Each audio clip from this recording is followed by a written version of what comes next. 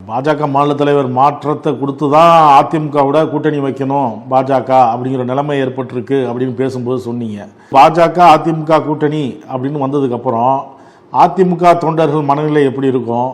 அது ஏற்றுக்கொள்வார்களா? அதிமுகவினுடைய தொண்டர்கள் மானம் சூடு சுரணையற்றவர்களாக கொஞ்சம் பேர் மாறி போயிருக்கிறாங்க. அது யாருன்னா எடப்பாடி பழனிசாமிக்கு காவடி தூக்குகிற கும்பல். ஆனால் அதிமுகவில் ரத்தமும் சதையுமாக இருந்த தொண்டர்கள் இருக்காங்கல்ல, அவங்க பூரா வெளியில தலை காட்ட முடியாத நிலைக்கு இன்னைக்கு மாறி இருக்காங்க. பாரதிய ஜனதா கட்சியோடு ஒட்டுமில்லை உறவும் இல்லை என்று சொல்லித்தான், இனி பாரதிய ஜனதா கட்சியோடு கூட்டணி இல்லை என்று சொல்லித்தான் அதிமுகவில் ஒரு இறுக்கத்தை உருவாக்கினார். அதாவது பிடி தளர்ந்து போயிருந்துச்சு சார் எடப்பாடி பழனிசாமிக்கு. 8 தோல்வி பழனிசாமி, 10 தோல்வி பழனிசாமி, 12 தோல்வி பழனிசாமி ஆயிட்டாரு. இல்ல, இன்னொரு இதுவும் வருது. எடப்பாடி பழனிசாமிக்கு பாஜக கூட கூட்டணி வைக்க விருப்பமே இல்ல, அவரை சுத்தி இருக்கிறவங்க ஒரு நிர்பந்தப்படுத்துறாங்க அப்படின்னு ஒரு தகவலும் வருது. இல்ல, ஏன் தனியா ஓடுறாரு டெல்லிக்கு? யாருக்குமே சொல்லாம ஏன் சார் போறாரு? நைட்டு போய் தூங்குனார் சார். நைட்டு தூங்குனவர் காலையில எந்திரிச்சு திருடன மாதிரி தலையில துணியை போட்டுக்கிட்டு யாருக்குமே சொல்லாம திடீர்னு ஓடுறாரு. போய் இறங்கி எதுக்காக வந்திருக்கீங்கன்னா கட்டடம் கட்டியிருக்கோம் பாக்குறதுக்கு வந்திருக்கோங்கிறாரு.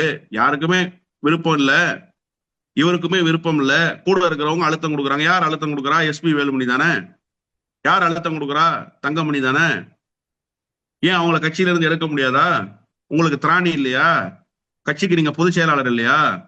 உங்களுடைய கருத்து என்னன்றதை கேட்டுதானே கட்சி இயங்கணும். கட்சி உங்க கருத்தை கேட்டு இயங்குதா? அப்ப கட்சிக்கு யார் பொதுச் செயலாளரு?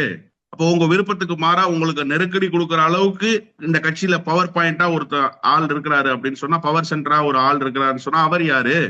அவருக்கு ஏன் நீங்க பணிஞ்சு போறீங்க? இந்த கேள்விக்கெல்லாம் எடப்பாடி பழனிசாமி பதில் சொல்வாரா சார்? இதெல்லாம் சும்மா ஊரை ஏமாற்றுகிற வேலை. எடப்பாடி பழனிசாமியினுடைய மகன் அமலாக்கத்துறையினுடைய கண்காணிப்பில் இருக்கிறார். எடப்பாடி பழனிசாமியினுடைய சம்பந்தி அமலாக்கத்துறையினுடைய கண்காணிப்பில் இருக்கிறார். இதை கண்டு எடப்பாடி பழனிசாமி அஞ்சி நடுங்கி நிற்கிறாரு. என்ன செய்யறதுன்னே தெரியல. ஆயிரக்கணக்கான கோடி ரூபாய்க்கான ஆவணங்கள் அமலாக்கத்துறையினுடைய கையில இருக்கு.